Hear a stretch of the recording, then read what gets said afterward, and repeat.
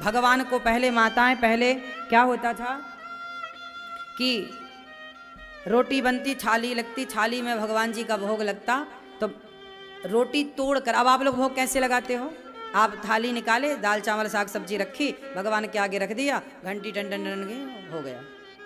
ये बलाह टारना है, ये तुम भोग नहीं लगा रही हो, इसे बलाह टारना बोलते हैं हमारी भाषा में।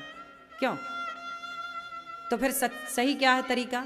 भोग लगाने के समय तुलसी का पत्ता डालो और रोटी तोड़ो, जैसे माँ अपने बच्चे को खवाती है कि नहीं, ए बेटा आ जा, ऐसे रोटी का एक टुकड़ा तोड़ो, साग लगाओ, दाल लगाओ, फिर भगवान जी को, हे प्रभु भाव, हे नाथ स्वीकार कीजिए। ऐसा भाव बनाओ कि भगवान खा रहे हैं और आप खिला रहे हैं। ये एक। फिर दूसरा रोटी का टुकड़ा तोड़ा, फिर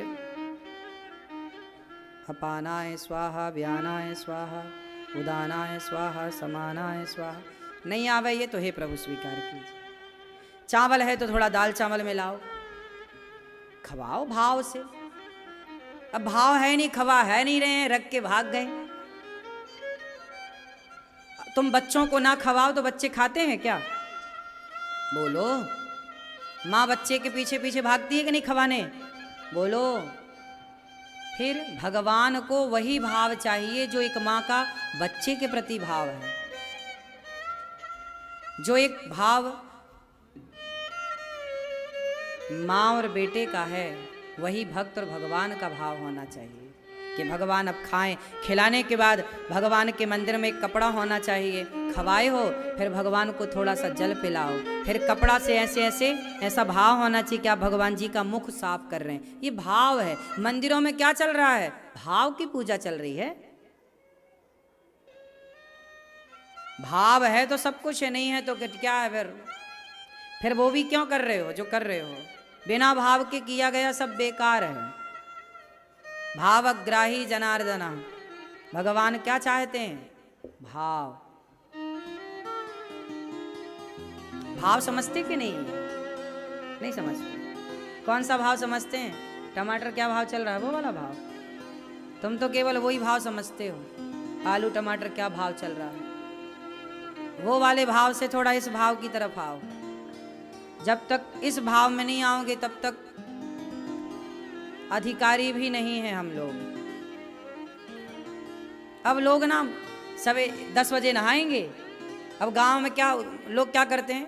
पुरुष वर्ग, स्त्रियां तो, स्त्रियों का भी अभी बताएंगे, पुरुषों का पहले बता दो। पुरुष लोग क्या करते हैं? 10 बजे तो नहाएंगे, या 9 बजे या 8 बजे, जो भी। कुछ पुरुष तो नहाते हैं लेट, नहाएंगे और केवल चड्डी पहनेंगे, है ना? और चड्डी पहन के, केवल चड्डा पहन के, और फिर 2 अगरबत्ती जलाएंगे, पूरे घर में घूमेंगे, ओम जय हनुमान जय। घर में बहुएं हैं, बेटियां हैं, सब तुम्हें देख रही हैं, और तुम पूरे घर में घूम घूम के अगरबत्ती घुमा रहे हो। अरे तुम लपेट तो लो टॉवेल। उनको लगता हम यही पूजा करें, चड्डी पहन के पूरे में घूम रहे।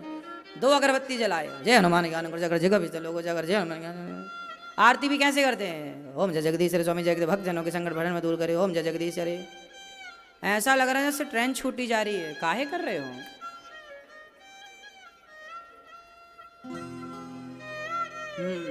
माताएं तो स्नान ध्यान करके थोड़ा बैठ जाती हैं, भगवान को नहवा देती हैं। यदि स्त्रियां भगवान को ना नहवाएं तो घरों में भगवान नहाए ही ना। बहुत स्त्रियां नहवा देती हैं, पूजा कर देती हैं, भोग लगा देती हैं तो भगवान है, वरना पुरुषों के भरोसे तो भगवान महीनों ना नहाए। क्यों? ये स्थिति आज के पुरुषों की है। आजकल का पुरुष बिल्कुल शून्य हो चुका है आध्यात्म से। उसे बिल्कुल फुर्सत नहीं है भगवान के आगे बैठने की, स्नान कराने की, ध्यान करने। उसे केवल पैसा दिख रहा, कमाएगा पागल, मरेगा नरक जाएगा। थोड़ा समय निकालो। क्या भगवान की भक्ति तुम्हारी जिम्मेदारी नहीं है? स्त्री का तो कल्याण हो जाएगा। इसलिए बुढ़ापे में स्त्रियां ऐसे ऐसे सिर घुमाती हैं। बुढ़ापे में जब स्त्रियों का सिर हिलता है ना तो ऐसे ऐसे हिलता,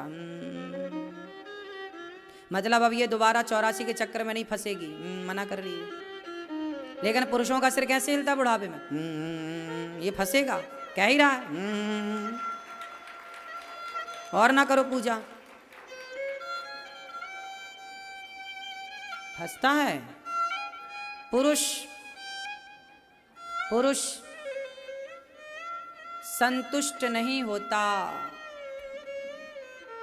स्त्रियां संतुष्ट हो जाती हैं। स्त्रियां अपने, कुछ स्त्रियां, हम 2-5% स्त्रियों को छोड़ दें, 95% स्त्रियां अपने पति से, अपने पुत्र से, अपने परिवार से संतुष्ट हैं और वो मरती हैं तो आराम से। थोड़ा स्त्रियों के अंदर ममता मोह ज़्यादा होता है, बेटा बेटा पोता पोता करके मरती हैं, तो फिर इनको फिर 84 में जाना ही पड़ता है। लेकिन ये स्त्रियां जरा पोता पोता बेटा बेटा से मन हटा के यदि चित्त भगवान में लगाएं तो इनका जल्दी उद्धार हो जाता है। स्त्रियों के उद्धार होने की संभावनाएं पुरुषों की अपेक्षा ज़्यादा है। लेकिन स्त्रियों में एक दोष है, स्त्रियां जरूरत से ज़्यादा आसक्त रहती हैं परिवार से। पुरुष परिवार से इतना आसक्त नहीं होता, पुरुष बच्चों से इतना आसक्त नहीं होता जितना स्त्रियां आसक्त होती हैं। पुरुषों का दोष ये है कि पुरुष लोग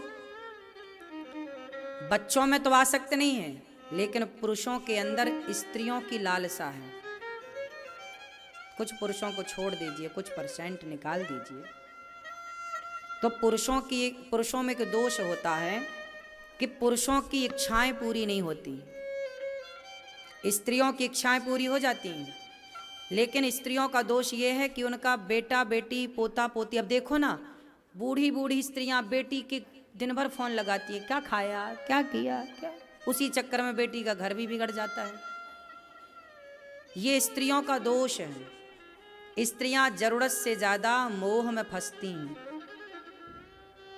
स्त्रियां बहुत मोह में फंसी, इसीलिए तुम दलदल में रहती हो, तुम्हारी भी गति जल्दी नहीं होगी। हो सकती है यदि इस मोह से हट जाओ। लेकिन पुरुषों की एक दूसरी बीमारी है। पुरुष की बीमारी ये है कि पुरुष बुढ़ापे में भी, शरीर जर्जर होने पर भी उसका मन भोगों की तरफ जाता है, पराई औरत की तरफ बुढ़ापे में भी मन जाता है। पुरुषों के अंदर 2 दोष हैं। पुरुष पहला भोग विलास की ओर जाता है, बुढ़ापे में भी। आप ये मत सोचिएगा कि ये बूढ़ा हो गया है, नहीं, उसका शरीर बुढ़ा भया है, उसका मन अभी फिर भी जा रहा है। भले शरीर कुछ ना कर पाए लेकिन मन बहुत चंचल है, पहला। दूसरा दोष पुरुषों का, पुरुष जैसी जैसी उम्र बढ़ती है, पुरुष धन दौलत के प्रति ज़्यादा आसक्ति उसकी बढ़ती जाती है। स्त्रियों की आसक्ति बढ़ती है बेटा बेटी में और पुरुषों की आसक्ति बढ़ती है धन में।